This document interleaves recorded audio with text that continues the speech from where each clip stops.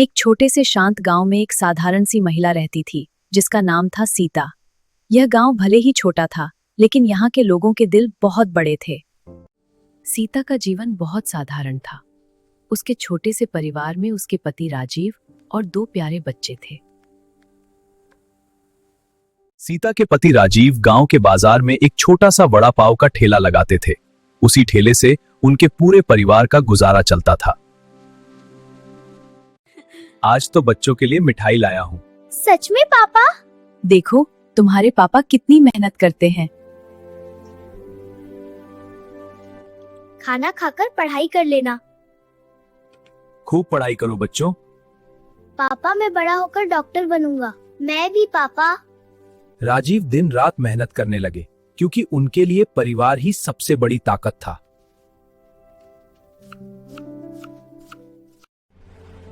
एक दिन राजीव को अपने काम के सिलसिले में दूसरे कस्बे जाना पड़ा।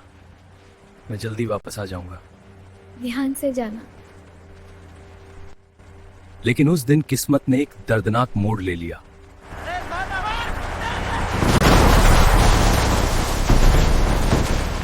दुर्घटना की खबर धीरे धीरे पूरे गांव में फैलने लगी। हर किसी के चेहरे पर चिंता साफ दिखाई दे रही थी। सुना है बस का बहुत बड़ा एक्सीडेंट हुआ है। कई लोग घायल हैं, कुछ की हालत गंभीर है। कुछ ही देर में यह खबर सीता तक भी पहुंच गई और उसके जीवन की सबसे बड़ी सच्चाई उसके सामने आ खड़ी। हिम्मत रखना, राजीव अब हमारे बीच नहीं रहे। ये सच नहीं हो सकता। राजीव, तुम मुझे छोड़कर नहीं जा सकते।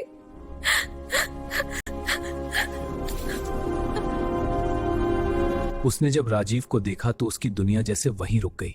उठो राजीव, हमें अभी बहुत कुछ करना था। आंखों के सामने सब कुछ खत्म हो चुका था। बच्चों का क्या होगा? पूरा गांव इस दुख में शामिल था, लेकिन सीता के दिल का दर्द कोई समझ नहीं सकता था।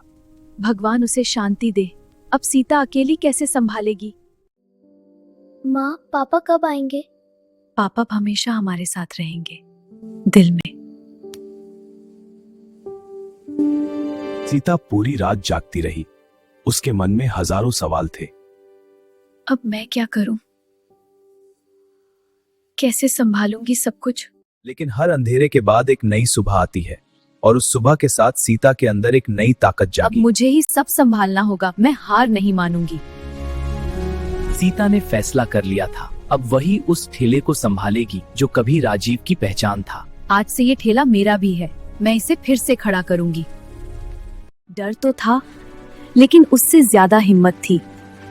सीता अपने नए सफर की शुरुआत करने जा रही थी। मैं सब ठीक कर दूंगी। सीता ने हिम्मत तो जुटा ली थी, लेकिन रास्ता अभी भी आसान नहीं था। अरे ये भी अब ठेला चलाएगी? ये काम इसके बस का नहीं है। पूरा दिन बीत गया, लेकिन एक भी ग्राहक उसके पास नहीं आया। शायद आज पहला दिन है, कल सब ठीक होगा। क्या मैं सच में कर पाऊंगी? तभी एक छोटा सा भूखा कुत्ता धीरे धीरे उसके पास आया, जैसे वह भी किसी सहारे की तलाश में हो। अरे, तुम भी भूखे हो क्या? लो थोड़ा सा खा लो। सीता ने बिना सोचे उसे खाने का एक टुकड़ा दे दिया। उस पल उसने अपनी तकलीफ भूलकर किसी और की मदद की। अब से तुम मेरे साथ ही रहोगे। तुम्हारा नाम होगा मोटू। कोई बात नहीं मोटू, हम दोनों मिलकर सब ठीक करेंगे। भले ही ग्राहक नहीं आ रहे थे, लेकिन अब सीता अकेली नहीं थी।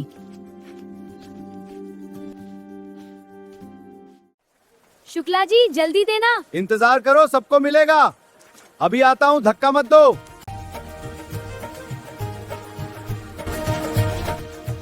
लेना है तो लो, नहीं तो आगे बढ़ो। ये कैसा व्यवहार है? सफलता ने शुक्ला जी को घमंडी बना दिया था। अब उन्हें अपने ग्राहकों की परवाह नहीं थी। कब से खड़ा हूँ, कोई सुन ही नहीं रहा। अब मैं कहीं और जाता हूं। तभी उसकी नजर एक छोटे से शांत ठेले पर पड़ी जहां कोई भीड़ नहीं थी। चलो यहां कोशिश करता हूं। सीता ने पूरे मन से वड़ा पाव बनाना शुरू किया, जैसे उसमें अपनी सारी मेहनत और प्यार डाल रही हो। बस अभी तैयार हो जाएगा, आप बैठिए। और फिर आया वो पल जिसने सीता की जिंदगी बदल दी। ये तो बहुत स्वादिष्ट है, बहुत अच्छा बनाया है, मैं सबको बताऊंगा। उस आदमी के चेहरे की मुस्कान ने सीता को नई ताकत दे दी। धीरे धीरे उस आदमी ने गांव में सीता के वड़ा पाव की तारीफ करनी शुरू कर दी। एक बार जरूर खाकर देखो, स्वाद कमाल का है। सच में? चलो देखते हैं। कुछ ही समय में लोग उसके ठेले की ओर आने लगे। एक वड़ा पाव देना। अभी देती हूँ।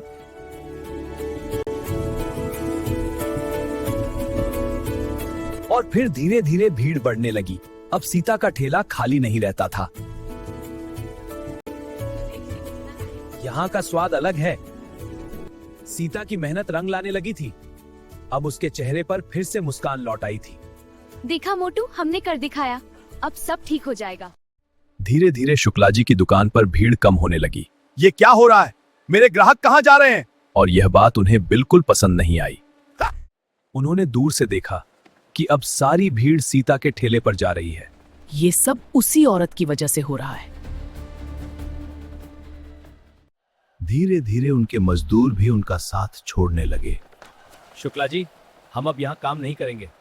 क्या मतलब? तुम लोग मुझे छोड़कर जा रहे हो? आप लोग आ गए। यहाँ सब मिलकर काम करेंगे, क्योंकि वहाँ उन्हें सम्मान मिलता था।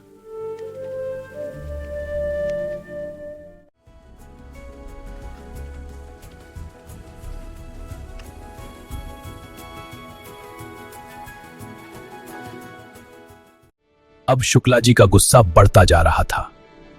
उनका घमंड उन्हें अंदर से जला रहा था। मैं उसे ऐसा नहीं होने दूंगा। पहले उन्होंने सीता को डराने की कोशिश की। ये ठेला यहाँ नहीं चलेगा, समझी? मैं किसी से डरने वाली नहीं हूँ। जब डराने से काम नहीं बना तो उन्होंने एक चाल चलने का फैसला किया। अगर उसका स्वाद खराब हो जाए तो सब खत्म हो जाएगा। समझ गया।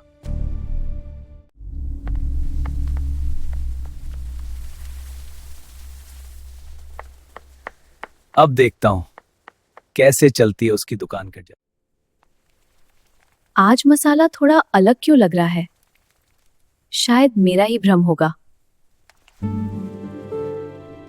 लेकिन कुछ ही देर में सब कुछ बदल गया। ये क्या बना दिया इतना तीखा? खाया ही नहीं जा रहा। ऐसा खाना कौन खाता है?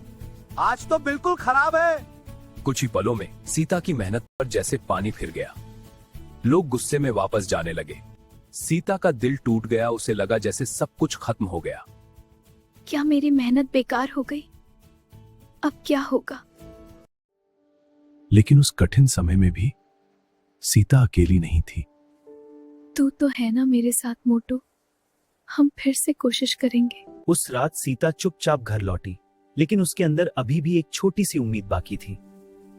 हार मानना आसान है, लेकिन मैं हार नहीं मानूंगी। अगली सुबह कुछ ऐसा हुआ जिसकी किसी ने कल्पना भी नहीं की थी। चलो जल्दी, वही तीखा वड़ा पाव खाना है। कल का स्वाद कमाल था। सब तैयार हैं। हाँ, जल्दी दो। सीता ने देखा उसके ठेले पर पहले से भी ज्यादा भीड़ लगी हुई थी। वही स्पेशल तीखा वाला देना। पूरे गांव में इसकी चर्चा है।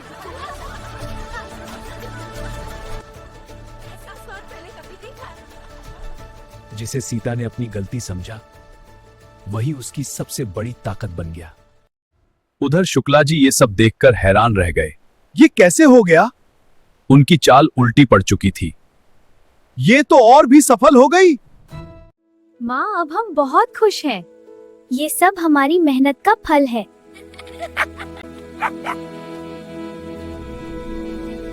जीवन में मुश्किलें जरूर आती हैं, लेकिन अगर हिम्मत और सच्चाई साथ हो तो हर मुश्किल एक नई सफलता का रास्ता बन जाती है। सीता की कहानी हमें यही सिखाती है।